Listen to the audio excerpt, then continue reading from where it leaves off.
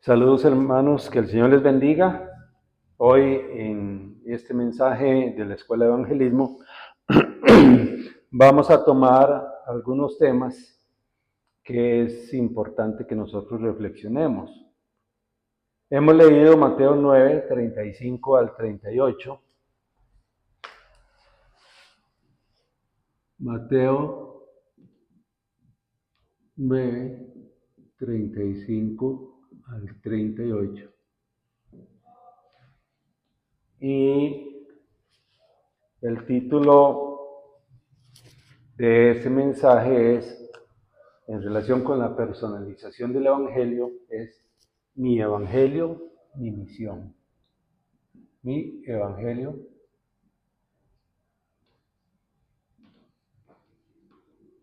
mi misión.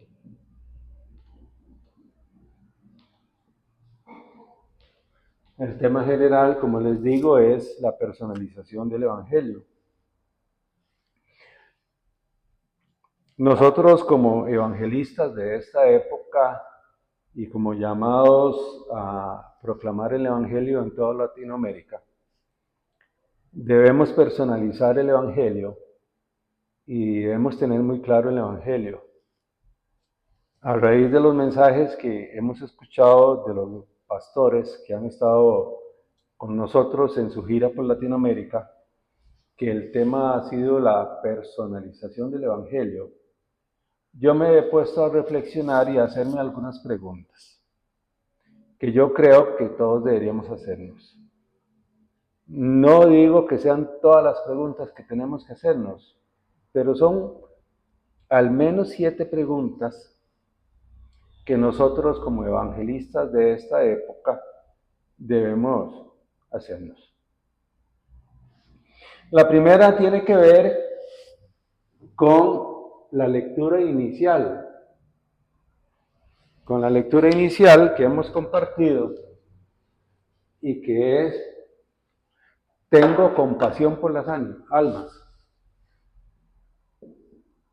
Tengo compasión por las almas.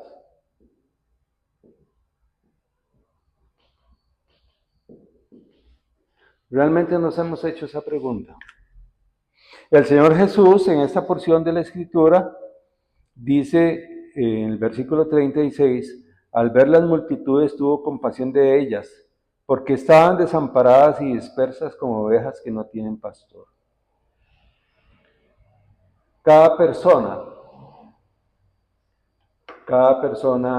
que nosotros nos encontramos en nuestro diario quehacer, es un alma.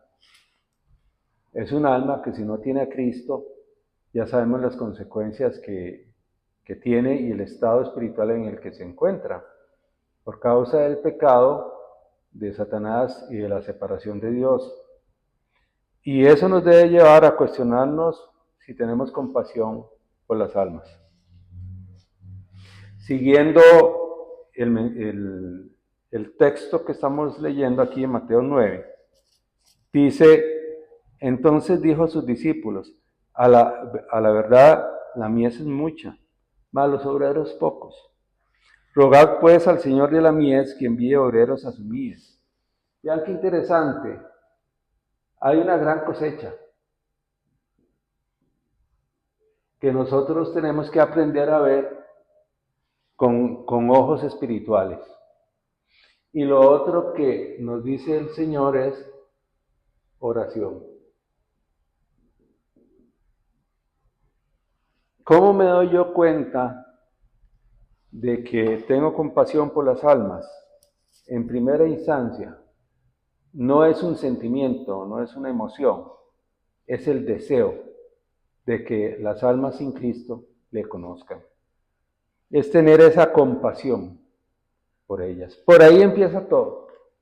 Yo creo que todos nosotros, cuando personalizamos el Evangelio, lo primero que el Espíritu Santo va a generar en nosotros es compasión. Compasión por esas almas perdidas. Compasión por esas almas que aún no conocen de Cristo. Y como dije, que están bajo esas tres condiciones, separadas de Dios, bajo la autoridad de Satanás y la otra condición, ¿cuál es? El pecado. Y nosotros, como evangelistas, como hijos de Dios, como personas que por su gracia hemos recibido a Cristo como nuestro Señor y Salvador, tenemos que tener compasión por las almas, por las multitudes de personas que están sin Cristo. ¿Cuál es la segunda pregunta que yo me he hecho y que quiero compartir con ustedes? Y es esa, y espero que se la hagan muy seriamente. ¿Por qué participo del culto?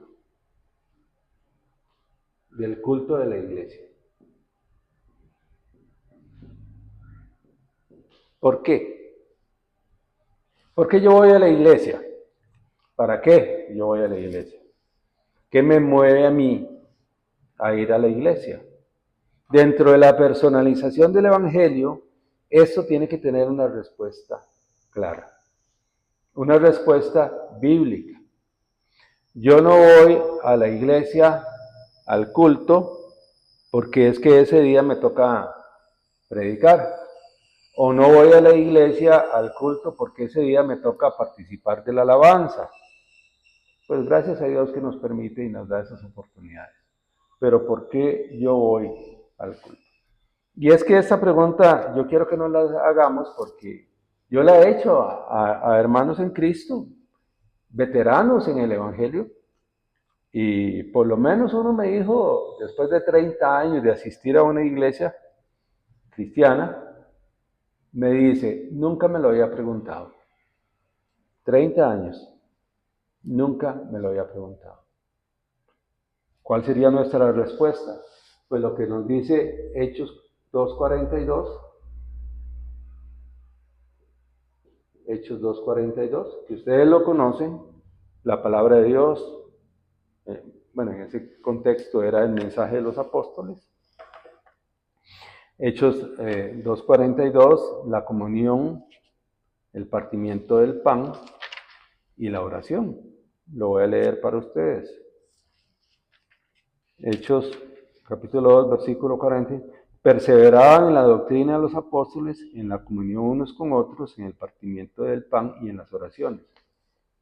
A eso debemos ir al culto. Ahí debemos participar del culto para alimentarnos de la palabra de Dios, para compartir con los hermanos, para tener comunión y para orar. Acuérdense de Hechos 1:14.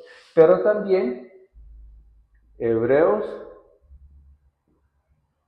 10, 24 y 25 nos dice por qué también nosotros debemos participar del culto. No es una obligación, no es algo que debemos tomar como una rutina pesada. No, de ninguna manera. Dice la palabra de Dios, Hebreos 10, 24 y 25, y considerémonos unos a otros para estimularnos al amor y a las buenas obras, no dejando de congregarnos como algunos tienen por costumbre, sino exhortándonos y tanto más cuando veis que aquel día se acerca. El propósito del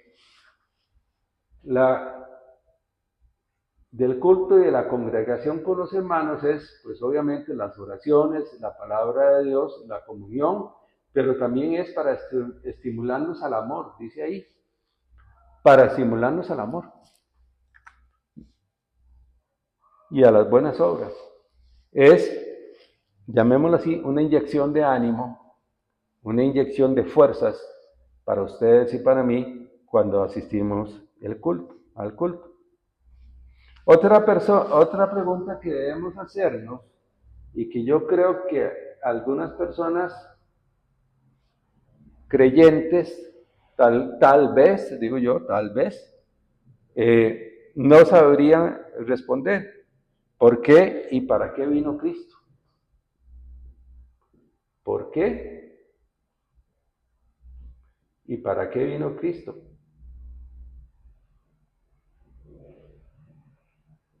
¿Por qué y para qué vino Cristo? Y eso también dentro de la personalización del Evangelio debemos tener absolutamente claro. ¿Por qué vino Cristo? ¿Para qué vino Cristo? Pues vino porque es el cumplimiento de la promesa de Génesis 3:15.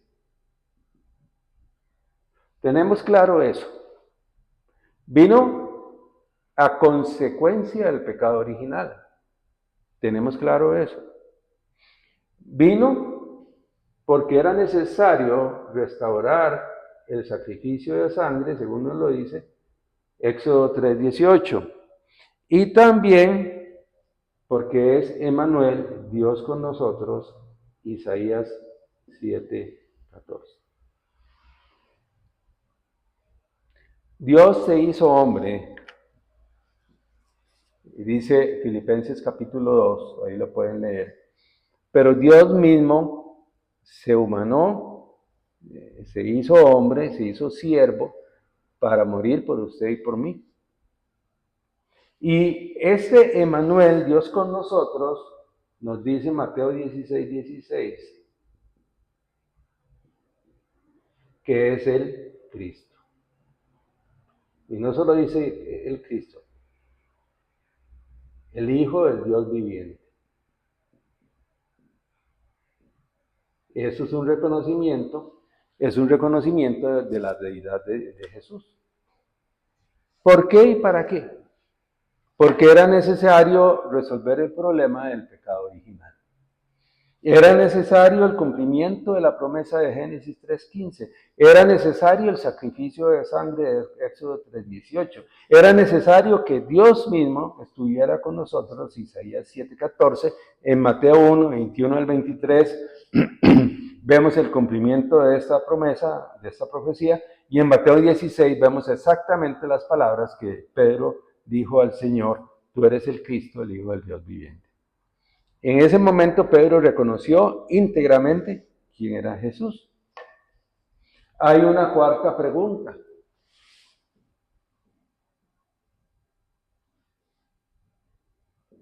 ¿Qué le diría a una persona que me pregunte por mi fe?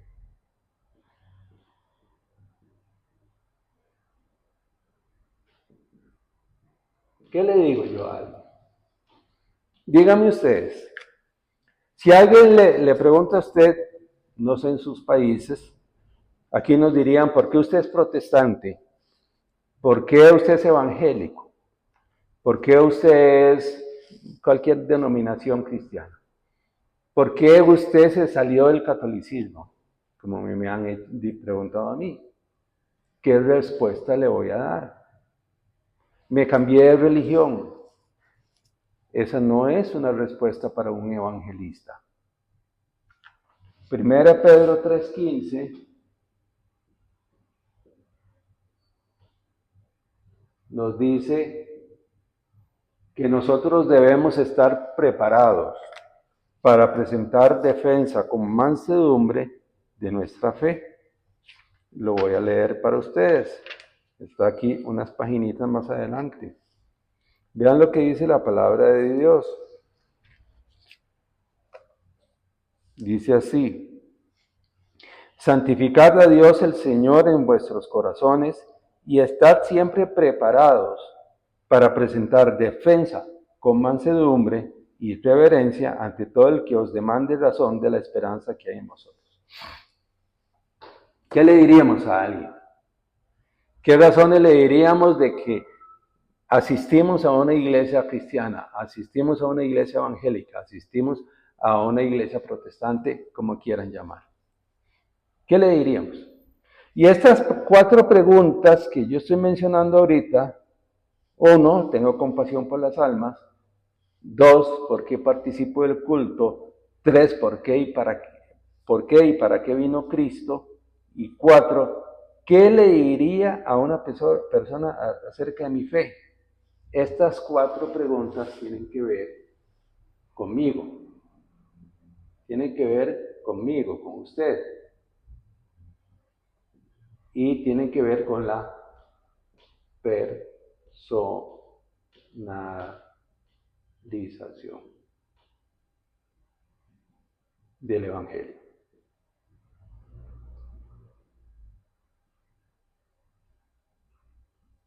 Hágase estas 4 preguntas. Hágase estas 4 preguntas y reflexionemos. Yo me he puesto a reflexionar mucho sobre esto con respecto a la personalización. El cristianismo bíblico, como ya hemos dicho y hemos escuchado muchas veces, no es una religión más. Porque cuando decimos que el cristianismo bíblico es una religión, estamos poniendo al mismo nivel todas las religiones. Y sabemos que el cristianismo bíblico no es una religión. ¿Por qué? Porque el cristianismo bíblico se basa en un versículo.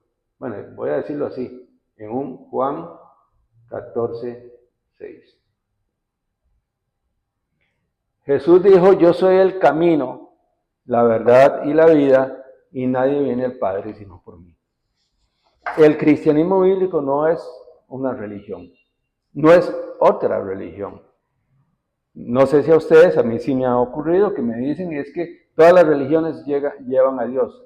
No, eso es absolutamente falso. Pero nosotros como creyentes tenemos personalizado el Evangelio. Podemos responder con claridad, podemos responder espontáneamente y con naturalidad a estas 4 preguntas. ¿Por qué vas a la iglesia? Y que uno responda, nunca me lo había preguntado. ¿Qué pensás? No voy a hacer esa pregunta porque me adelanto. ¿Tenés compasión por las almas? ¿Realmente, como dice Jeremías, tenés un fuego ardiente dentro de tu corazón que te impide retener el mensaje? O más bien al contrario, que te impulsa a proclamar el mensaje del Evangelio. Jeremías en cierto momento él quiso resistirse a proclamar el Evangelio, porque no había frutos. A Jeremías estaba viendo con sus ojos carnales, con sus ojos naturales, y él no había frutos. Y él decía, traté de resistirlo, traté de sufrirlos, la palabra que usa, pero no pude, porque tenía un fuego ardiente dentro de mí. El apóstol Pablo dice, ¡ay de mí! Si no me predicara el Evangelio, porque me es impuesta necesidad. Oro a Dios para que cada uno de nosotros tenga en su corazón ese fuego, esa compasión por las almas y esa necesidad de proclamar el Evangelio. Y como les digo, estas 4 preguntas tienen que ver conmigo, con la personalización del Evangelio. Pero también me hice otras 3 preguntas. Me hice otras 3 preguntas. Y quiero decir acá, estas 4 preguntas tienen que ver con Gálatas 2:20.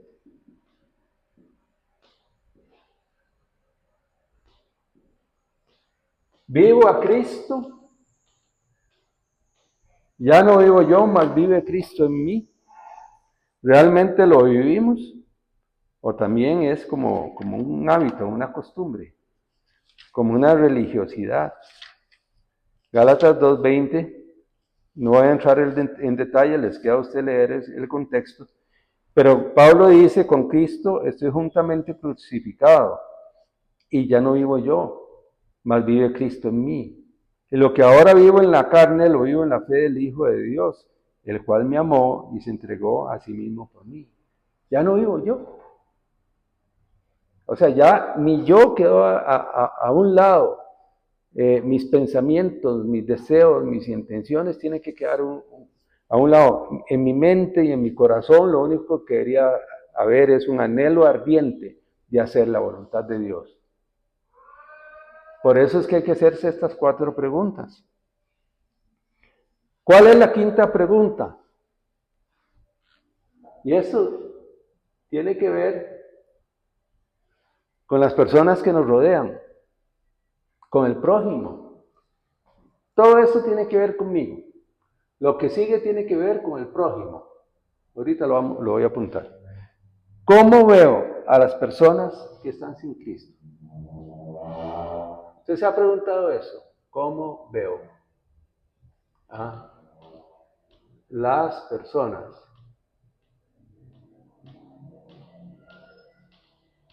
que están sin Cristo?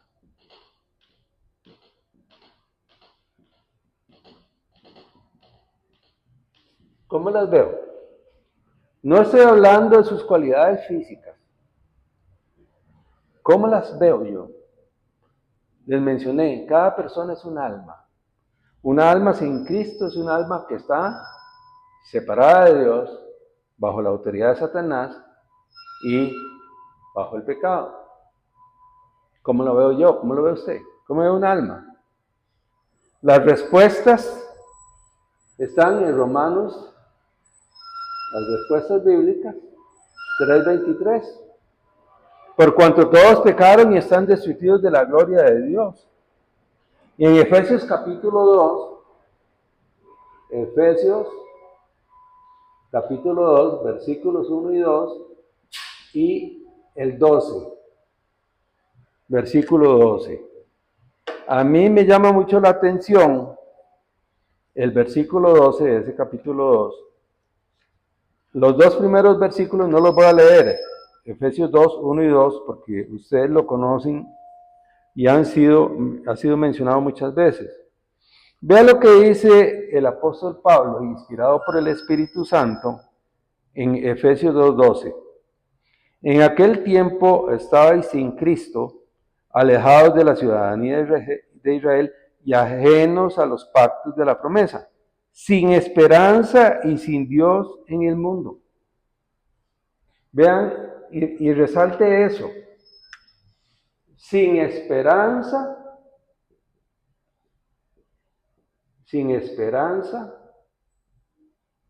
y sin Dios. Esa era la condición nuestra sin Cristo en el mundo. Esa era la situación suya y la mía antes de conocer de Cristo. Vean por qué las religiones, o sea, el cristianismo bíblico no debe confundirse con una religión más. Porque aquí el apóstol Pablo, inspirado por el Espíritu Santo, nos estaba diciendo, en aquel tiempo, antes de conocer al Señor Jesucristo, ustedes estaban sin esperanza y sin Dios en el mundo. ¿Cómo así? Si yo era una persona religiosa, yo cumplía con mis preceptos, yo iba a la reunión de mi grupo, de mi iglesia, lo que usted quiera, yo era una persona que asistía y cumplía con todo eso. Si no tiene a Cristo en su corazón, está sin esperanza y sin Dios en el mundo. ¿Cuántas personas hay en este mundo engañadas? ¿Cuántas personas están engañadas por la religión? ¿Cuántas personas creen que están haciendo lo bueno? Como dice el proverbio, hay camino que parece derecho, pero su final es muerte.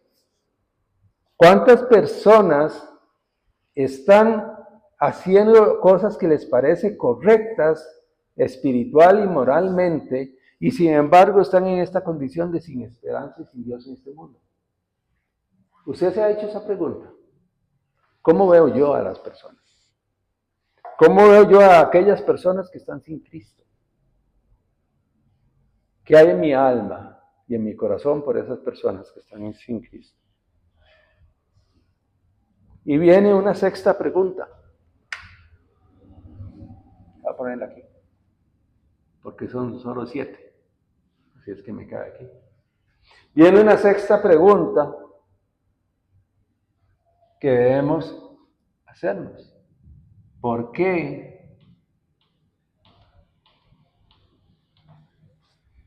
estas personas sin Cristo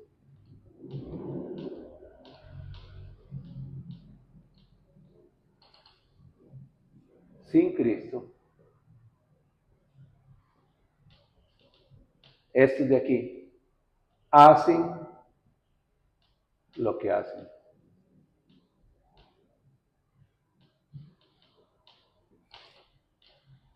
Podemos hablar de que hacen lo que hacen desde un punto de vista espiritual, su religiosidad, desde un punto de vista de su maldad, desde un punto de vista de conducta general o de incluso de reticencia hacia la fe. Porque estas personas sin Cristo hacen lo que hacen. Tienen opción.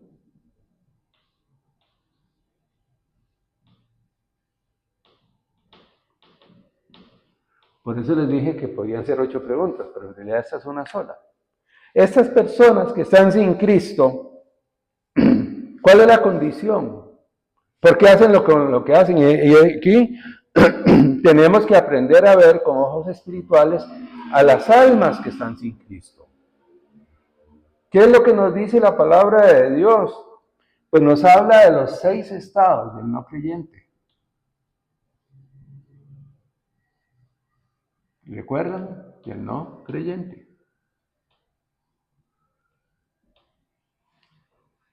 Tenemos que tener siempre eso en mente. Esa persona que está sin Cristo, además de que no tiene esperanza, ni Dios en este mundo, está en esta condición de los 6 estados del no creyente, que no voy a entrar a detallar, pero están en Juan 8:44, en esa condición, hijos del diablo. Así están, aunque suene grosero decirlo, pero están haciendo la voluntad de Satanás. También 1 Corintios 10:20. 1 Corintios 10:20, donde nos habla de que están en la idolatría, están sirviendo a los dioses, a los demonios.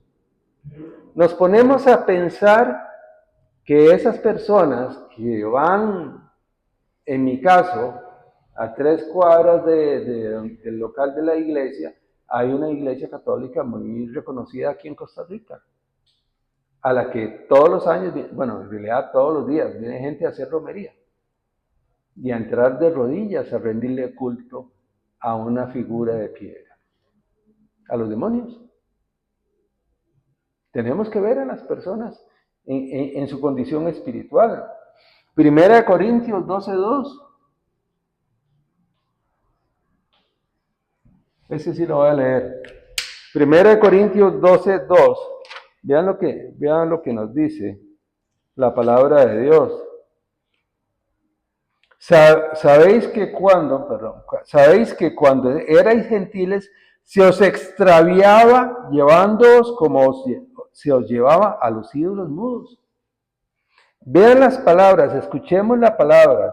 Cuando éramos gentiles, o sea, no miembros de la iglesia, se os extraviaba.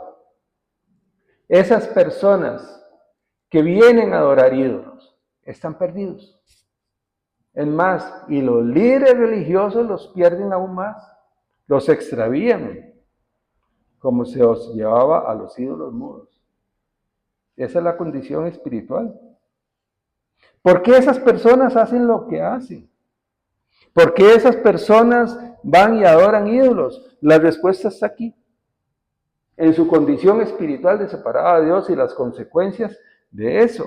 Y las voy a leer muy rápidamente. Hijos del diablo, ya lo sabemos, la idolatría, los problemas mentales, los problemas físicos, la consecuencia más grave de toda la vida después de la muerte, vida en el infierno por la eternidad.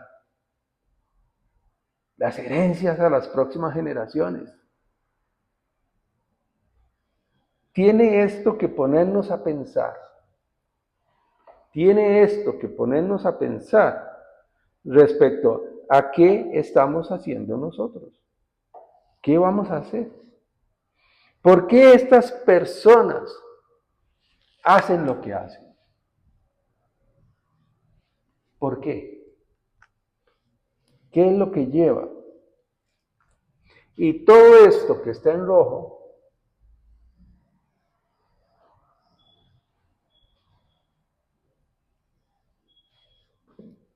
¿Tiene que ver con quién? Con el prójimo.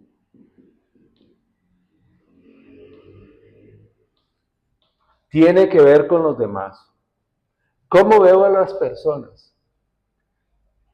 Tengo compasión por las almas.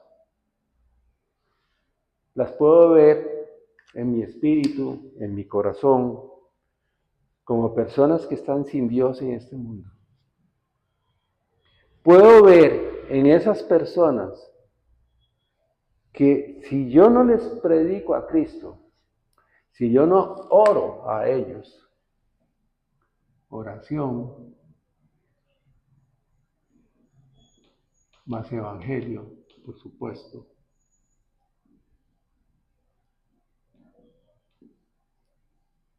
Eso es lo que ellos necesitan. Tal vez, me atrevería a decir, no solo lo que ellos necesitan, sino lo que ellos demandan. Lo que ellos están demandando a gritos. Y me viene a la mente, ahora que digo a gritos, lo que el carcelero de Filipos prácticamente suplicó a Pablo y a Silas. Voy a ponerlo aquí.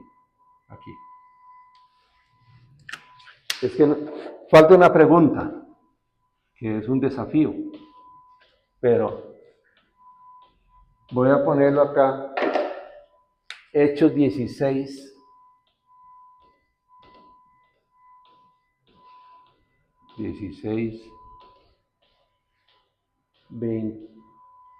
29 al 31.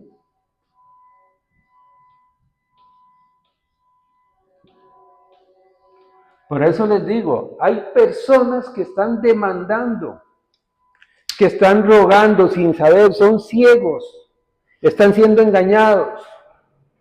Y ellos tienen un anhelo en su corazón por agradar a Dios, solo que lo hacen de la manera equivocada, porque están siendo engañados. Y escuchemos las palabras en Hechos 16, 29, 30 y 31. Y yo siempre, creo que ya se los he dicho, siempre trato de imaginarme esta escena. Siempre trato como de imaginar, como si fuera una dramatización, trato de imaginarme esta escena. Y escuchemos las palabras de la Biblia. Él entonces, el carcelero, pidiendo luz, una bonita alegoría a la luz del Evangelio, porque él estaba en oscuridad, se precipitó adentro y temblando se postró a los pies de Pablo y Silas. Imaginemos eso, imaginemos esa escena, imaginemos que su vecino, su compañero de trabajo, su pariente o los míos, están así, pidiendo luz, demandando la luz de Cristo, aunque ellos no la conocen. Están demandando dirección porque ellos quieren agradar a Dios, pero como dice Pablo, no conforme a ciencia. Es decir, no conforme al conocimiento de la palabra de Dios. Temblando se postró, es que imagínense eso, imaginen temblando, caer postrado delante de Pablo y de Silas y les hace una sola pregunta. Y sacándolo les dijo, señores, ¿qué debo hacer para ser salvo?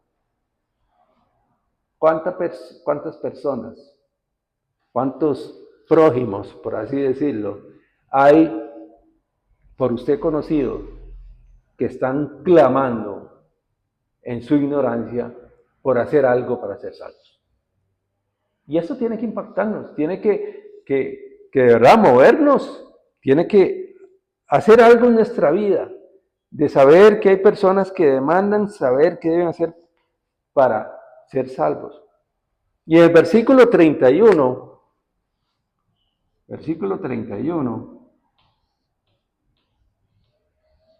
vean el mensaje del Evangelio tan simple y tan sencillo.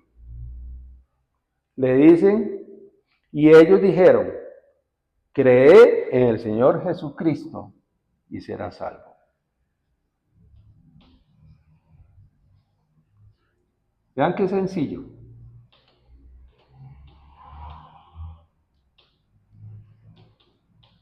Vean qué sencillo.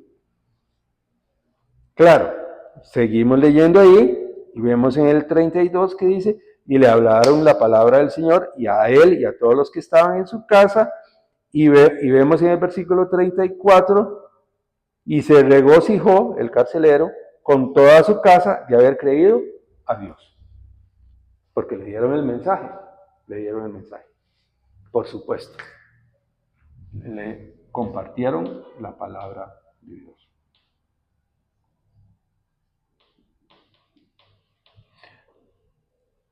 Hermanos, como les dije hace un ratito, esto tiene que ver conmigo.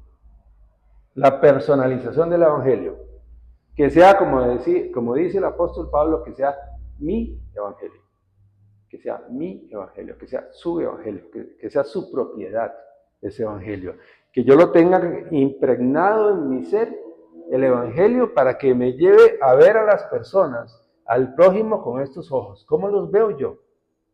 Veo que hay personas que están demandando saber algo para recibir salvación, que van por caminos de oscuridad, que van por caminos equivocados, que son engañados, como leímos ahora en 1 Corintios 12:2. Y aquí es donde viene la última pregunta. La voy a poner aquí. La pregunta número 8.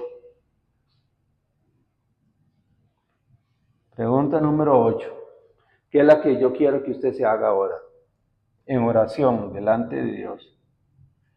Que usted hable con el Señor y pregunte cuál es la misión o ministerio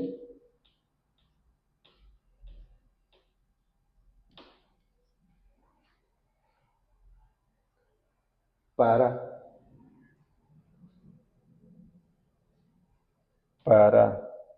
toda mi vida.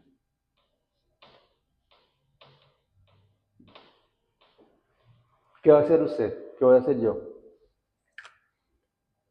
Y esto tiene que ver, voy a apuntarlo aquí, lo voy a decir despacio para que lo anoten ahí, con Isaías 43, verso 7, como el Señor nos crió para su gloria, no para llevar gloria a nosotros, con Marcos 16:15, que tenemos que llevar el Evangelio, y por supuesto con Hechos 1:8. Isaías 43:7, Marcos 16:15 y Hechos 1:8. Hermano, con toda sinceridad le digo, hagámonos estas, 7 preguntas, 7. Yo sé que hay 8 preguntas, pero son 7 preguntas. 7 preguntas, aquí hay 2.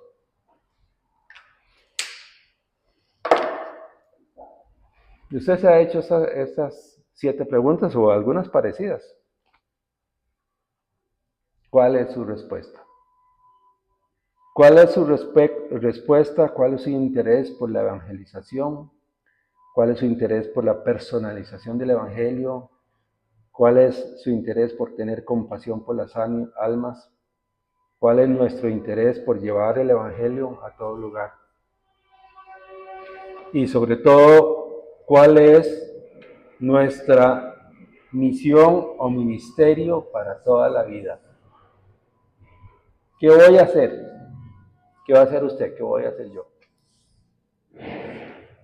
Les dejo estas inquietudes, estas reflexiones, para que meditemos y con la guía del Espíritu Santo y en oración obtengamos respuestas eternas que trascienden el tiempo y el espacio, pero sobre todo que cambian vidas. Vamos a orar.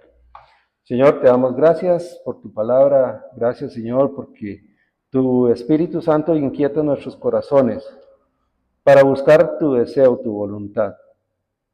Oramos, Señor, para que hagamos un verdadero examen, que personalicemos el Evangelio y que comprendamos la trascendencia de ser tus testigos, ser esos evangelistas que sanan nuestros campos.